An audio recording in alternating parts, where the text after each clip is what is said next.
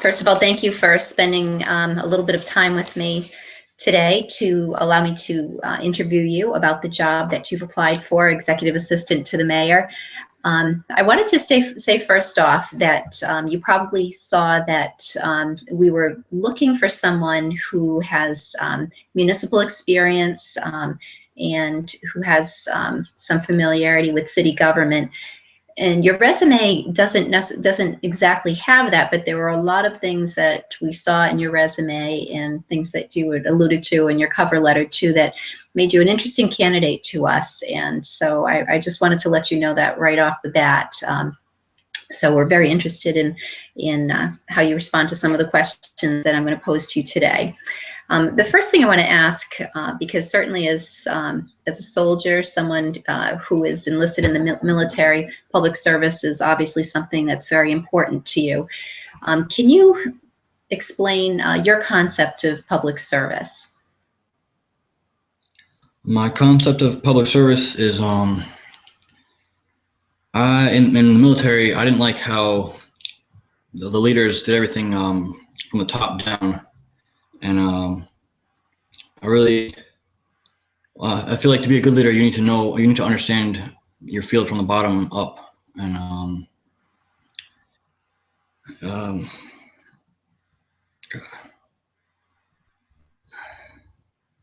sorry. That's okay. Take your time. I can't really think of anything to say. Well, that's okay. Maybe you could just say what do you think makes a good public servant? Your cover letter expressed some enthusiasm for the potential opportunity to work for the mayor. So I'm guessing that you've probably thought a little bit about what makes the mayor a good public servant. What was it that drew you to this job and made you want to get involved in public service in this way? I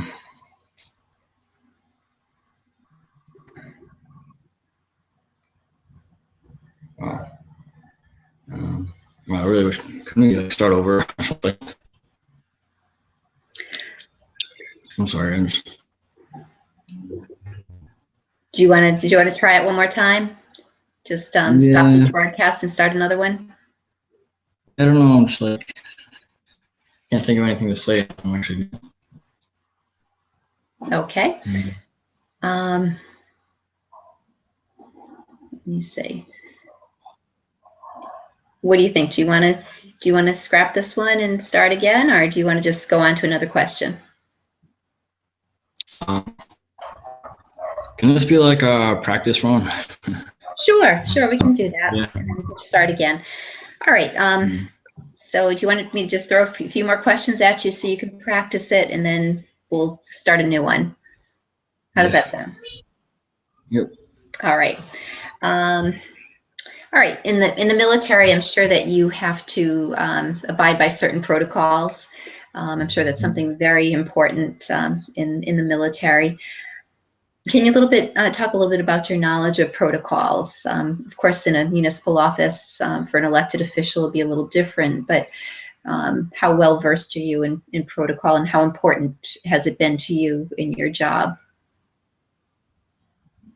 What do you mean by protocol? Like, would it be like our standard operating procedures? Yep, your operating procedures. You know what your formal procedures are, what you are expected to do under certain circumstances. There are protocols that relate to how you operate, but then there are also protocols that that correspond to like with elected officials, how you address them. I'm sure in the military there are protocols that have to be adhered to as well in terms of how you address senior officers, that kind of thing. In ceremonies. So my experience with that? Yes.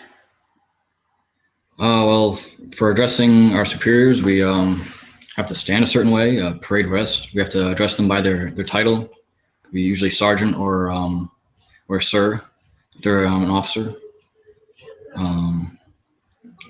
Standard operating procedures we use for just about everything, from the way our uniform looks to how we do like our training. I don't know. What else?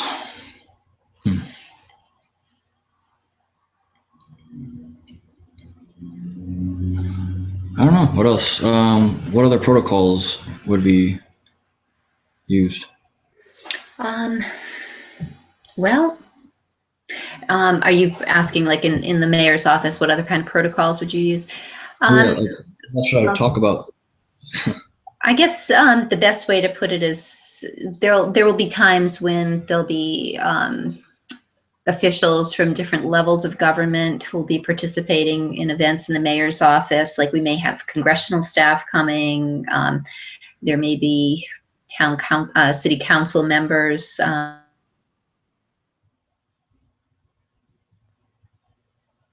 is in the military, that kind of thing. Do you understand what I'm saying? It kind of cut out on the last half of it. I'm sorry? The sound kind of cut out the last half of that. I know it's a little choppy. It does make it difficult. Do you want to move on to the next question? Yeah, sure. Okay, because I'm thinking, as we're just doing a practice run here, maybe the best thing would be just to, see what questions are working best, and that'll help me when we do the real thing. All right. One thing that's important for us to know is, are you able to work an extended day? The job is really an 8:30 to 4:30 job, but that doesn't mean that the mayor is, is going home at 4:30. And there will be days when there are things happening in the mayor's office that may require your assistance. The mayor may need you to be around. There may be times when there's a crisis that arises. Are you able to work non-standard hours if you're needed past 4:30 and on the weekends? Oh, yes. Typical day in the military was from 5:30 in the morning until 6 o'clock at night, or as long as they decided to keep us. So I'm definitely used to that. And they can bring you in on the weekends. We could come in on holidays. I'm pretty flexible. Okay. That's what. All right, that's good to know. That's really great. I was going to ask you if you've ever done that before, and if you could talk a little bit about it, but you certainly have done that, and it sounds like something you're willing to do, which is really important in this job. Now, one thing that's really important in the job of executive assistant too, since you're going to be working right with the mayor and have a lot of people competing for the mayor's attention and time, and you're going to be the gatekeeper. So what kind of experience do you have with multitasking and trying to get work done while people are trying to get your attention, while the phone is ringing, while people are showing up? Have you been in a situation like that? As far as multitasking, all the time. That's our that's what we do, like during training, or whether in the field or in garrison, which is like back in States doing nothing. If it's on patrol, we have to think about our ammunition. As a leader, you got to check on your ammunition, your equipment, food, water, where your soldiers are, where you are geographically, and you have to be taking orders from command, which is somewhere else. You have to talk on the radio, and all the while you have to worry whether you're going to get shot at or something, and how you're going to react. So that's experience in multitasking. You can do a lot of different things under pressure. That's really.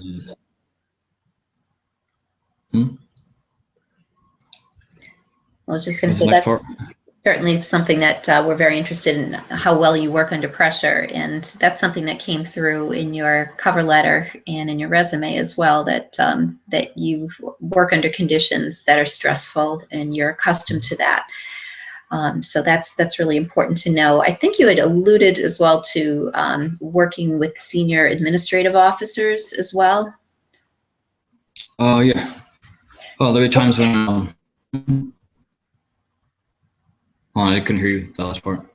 Yeah, you cut out too. I think the connection was kind of choppy there. I was just going to say, I think I just said with senior administrative officers, what kind of work did you do, and were you in a position where you had to multitask too, like doing administrative tasks while dealing with people, trying to communicate with other people, or work one-on-one with others as well? Um, I had working with senior officers. I've had to run around a lot and give work to people I've never seen before, usually way higher rank, and all the while they'll give me a different order, and I'll have to prioritize, do multiple different things at once, and trying to think of other examples.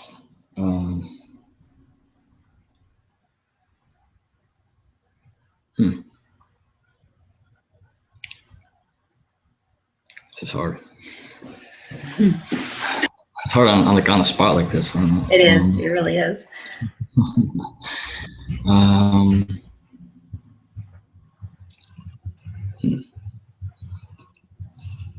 Well, one thing I did want to ask is, how did you handle interruptions? I mean, because you must have been interrupted when you were trying to accomplish tasks for some of these administrative officers, and like you said, you had to prioritize, so you knew what really needed to get done. But there must have been times when you're being interrupted. I don't know what could come up in the military. Maybe you could tell me a little bit about whether you've been in a circumstance like that where you've been really trying to get the job done for one of your senior officers, and something came up that was trying to take your attention away from what you were trying to accomplish. I don't know if maybe it could have been a demand from another officer who maybe was senior to you as well, but maybe not as senior to another officer. Have you ever been in a situation like that? I was the RTO, which is a radio operator, and my lieutenant, who's the officer above me, would have me follow him all around the field we were running through, and I had to listen on the radio and try to talk to the person on the other end, all the while trying to avoid heat exhaustion and follow him like tactically. I'm trying to think how to say this.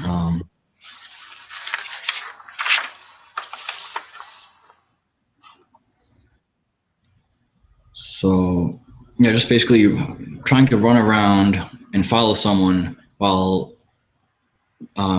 talking on the radio, giving receiving and transmitting orders from both sides. That's pretty difficult.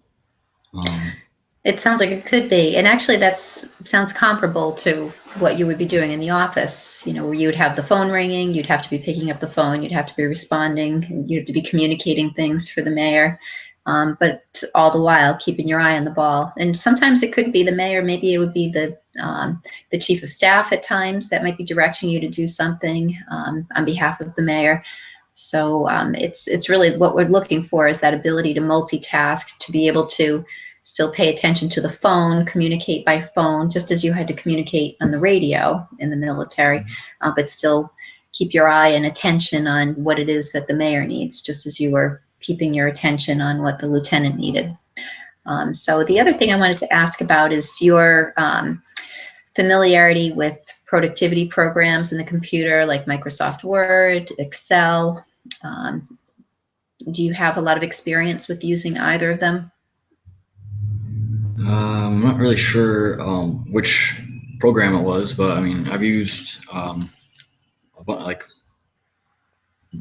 multiple different programs, and through college and through high school and military. Yeah, I've used a little bit of everything. Okay. So it's familiar. I'm not like an expert, but it's familiar. Okay. So you're proficient at least with Word, correct? Yes. Okay. And Excel, that's where you make the spreadsheets? That's the program that you use to make spreadsheets? Have you used that before? Oh, yeah. I know how to do that. Okay. All right. So when we're not doing the trial run anymore, when we do the next real live one, That's something when I ask you that question, you'll want to say yes, that you've used Excel. Okay.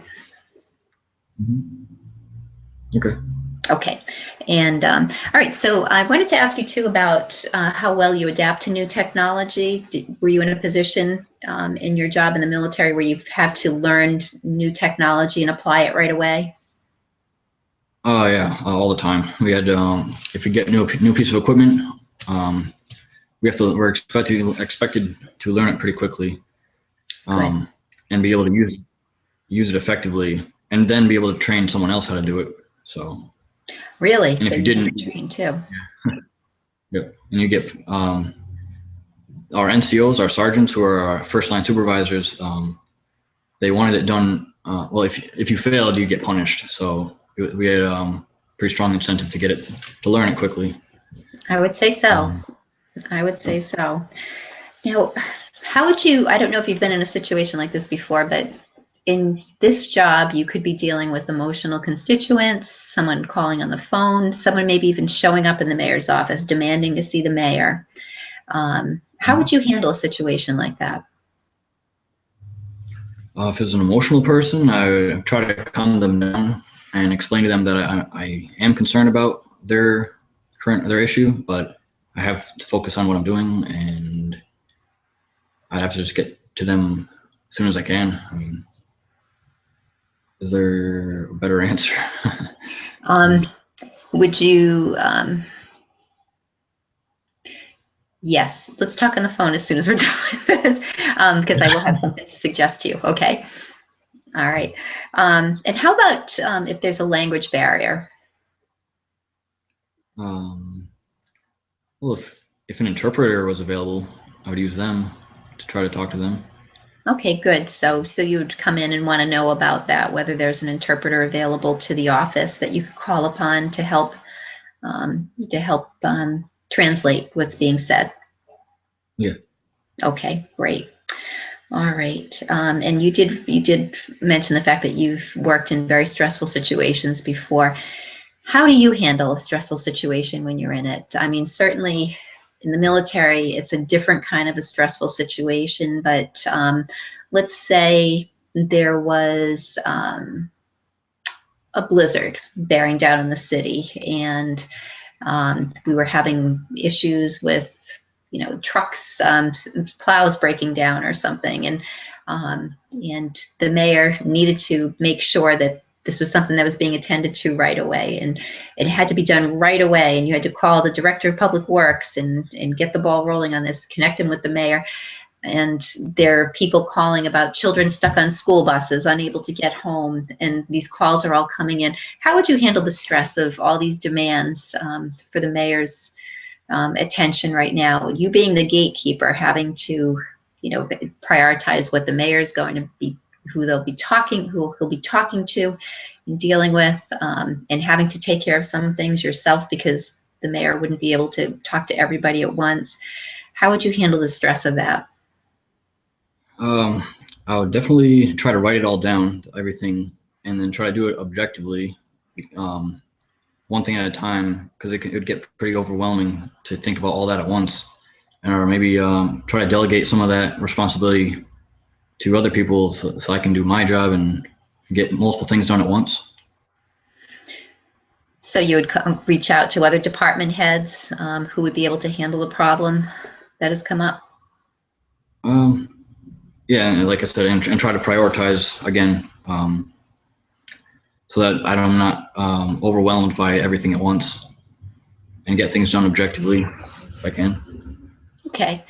And how do you find that you respond to stress? Like, what might you do to, it sounds like you like to organize yourself, which is very positive because we need somebody with very strong organizational skills.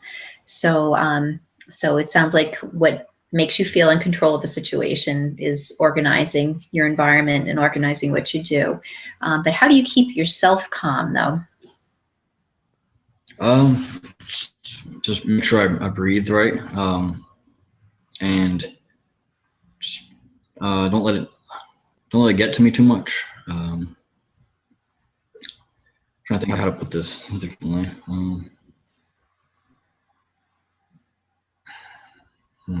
Try to step outside the situation and like in my mind and look at it from an outside perspective, so I don't feel like kind of like the world's closing in on me.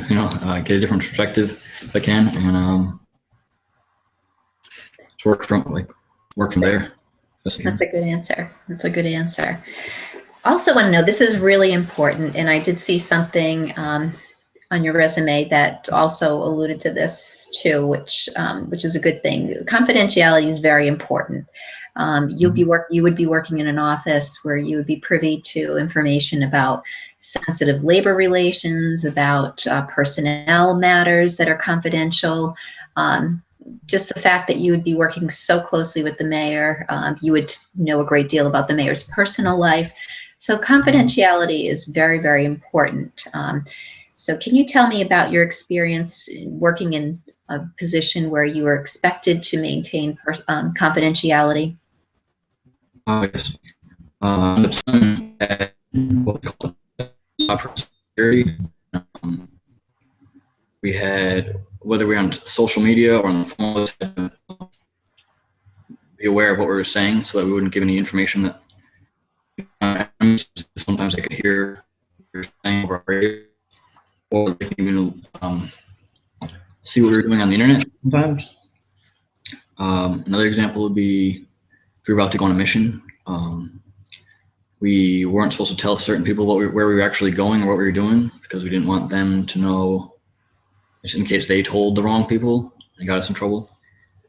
And lastly, I held a secret security clearance for all 5 years, which means I could access certain that some other people wouldn't be able to based on their record, criminal record or something. The transmission isn't going so well. Are you able to hear me okay? You were kind of breaking up there. Yeah, I can hear you now. It's choppy, but I can hear you. Yeah, it was choppy. Okay. All right. I wanted to ask you too, has anyone, when you were in that position, did anyone in a position senior to you ever ask you to divulge information that was confidential, that you knew you were not supposed to be sharing? And how did you handle that, if that ever did happen to you? I've never been asked like information by like a superior that wasn't supposed to ask it. Is that what you mean? Like I wasn't supposed to give them information. Yeah, I don't really have an example of that. Okay. Usually if they're higher ranking you, you just tell them. It's kind of. Can you repeat that? I'm sorry, you just faded out. They're kind of entitled to that information, and Oh boy, we've got a really bad connection. Yeah. Are you there, Anthony? Yeah.